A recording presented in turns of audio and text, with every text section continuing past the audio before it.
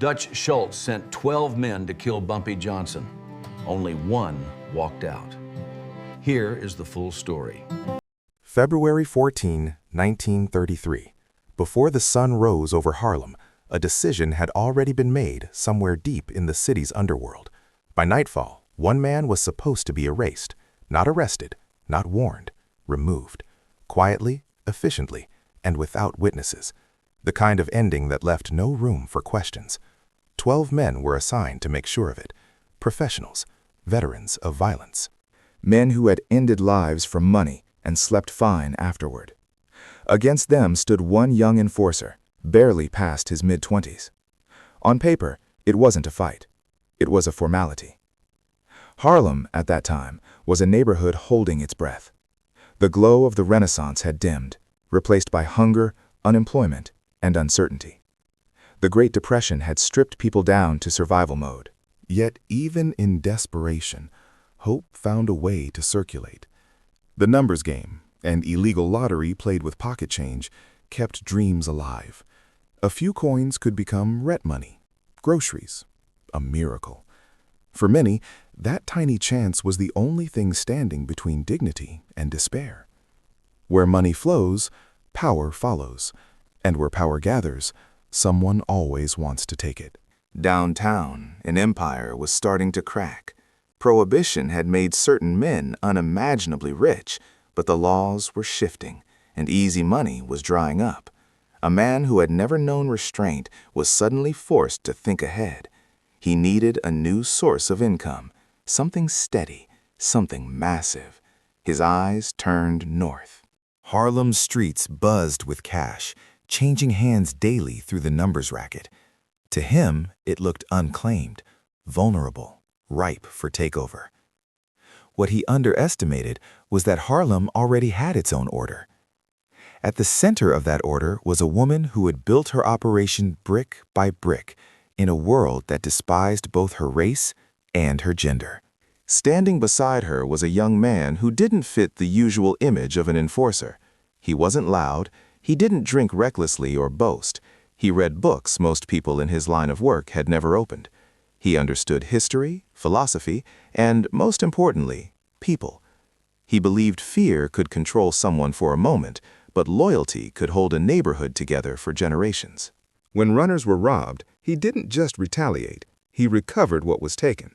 When corrupt officers tried to squeeze local businesses, their badges suddenly meant nothing. Careers collapsed. Reputations evaporated. Sometimes violence was used. Often it wasn't. What mattered was the result. Harlem stayed intact. That refusal to bow was taken personally. Early in 1933, representatives arrived with polished shoes and colder smiles. They delivered their message politely enough: cooperate, pay tribute, or be crushed. The answer they received was a flat rejection. No shouting, no threats. Just an unmovable refusal. That answer traveled back downtown and ignited something dangerous. The idea that anyone, especially in Harlem, could say no was intolerable. The order was given swiftly. The young enforcer wouldn't just be killed, he would be made an example, a public lesson written in blood, the kind of death that scared everyone else into obedience. Valentine's Day was chosen, a bitter joke layered over violence. Before dawn, word reached him that something was coming. A hit. A major one. The main counting operation was supposedly the target. He didn't bring backup. Some say that was arrogance. Others believe he understood exactly how this would unfold and accepted it anyway.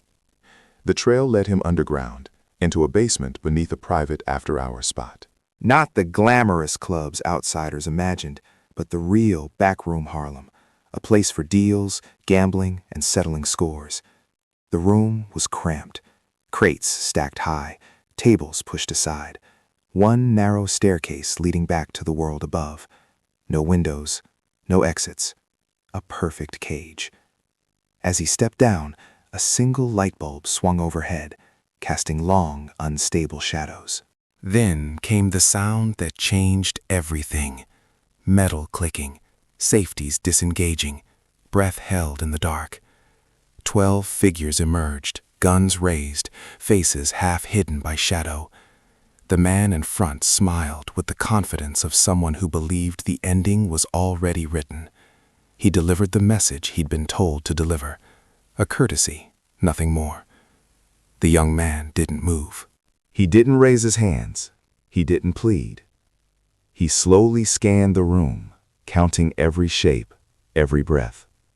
12. Then he looked back and asked, calmly, almost casually, if that was everyone. The smile disappeared. Something about that question felt wrong. It wasn't bravado. It wasn't defiance. It was assessment. As if the man being hunted was the one doing the measuring. A threat followed. A countdown, a promise of death. The response came softly, a warning, not for himself, but for them. Then, in one sudden motion, the light shattered. Glass exploded. Darkness swallowed the room, total, suffocating black. Panic erupted instantly. Gunfire cracked wildly, bullets tearing through shadows. Men shouted commands no one followed. Fear drowned out discipline. In the chaos, bodies collided, curses filled the air, and trust evaporated. No one knew who was where anymore. The man they had come to kill moved through the darkness like he belonged to it. He knew the layout, every crate, every table leg, every step of floor. They didn't. He didn't fire blindly. He closed distance, used confusion, used momentum. Used the fact that trained killers panic just like anyone else when control slips away. Bones snapped. Someone screamed. A body hit the ground hard. Another shot rang out, followed by silence where a voice had been moments before. Some wounds came from fists, others from bullets fired by the wrong hands. Time stretched and collapsed all at once. Then it ended. When the door upstairs finally opened and light spilled down the stairs, the scene was unreal. 11 men lay scattered across the basement floor, some unconscious, some bleeding, some barely breathing, none standing. Only one was alive enough to move. He crawled up the steps inch by inch, every breath tearing through broken ribs. Outside, morning was arriving like nothing extraordinary had happened. He bought a ride with money soaked dark red and gave an address through clenched teeth. Inside the headquarters, breakfast was being served. Coffee steamed. Pages of the morning paper rustled. When the survivor stumbled in, the room froze. The first question came fast. Where were the others? The answer took time. All gone. Anger surged, then disbelief. Demands followed, explanations. That's when the survivor explained why he was still alive. He reached into his jacket and pulled out a single playing card, smeared with blood, and placed it on the table. The message he carried was simple and devastating. Harlem wasn't for sale, and if more men were sent, more cards would be needed. Silence filled the room.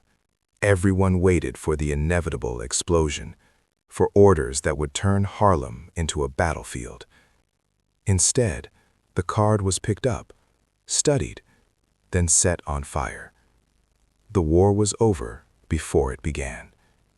Not because of fear, but because of recognition. You don't fight someone who's prepared to die, thinks beyond the moment, and has an entire neighborhood behind him. That kind of enemy costs everything. After that morning, no more men were sent north. Years later, stories changed, as legends do. Some claimed the young enforcer hadn't truly been alone, that help waited above, doors locked from the outside, the trap complete. Others said the truth mattered less than the lesson. He spared one man on purpose. Humiliation, not slaughter, was the real weapon. What's certain is this: after that night, Harlem answered to him. For decades, he protected it not with chaos, but with strategy, loyalty, and a strict personal code. February 14, 1933 became more than a date in history. It became proof that power doesn't always belong to the one with the most guns. Sometimes it belongs to the man who knows exactly when to let one enemy live and send a message that echoes forever.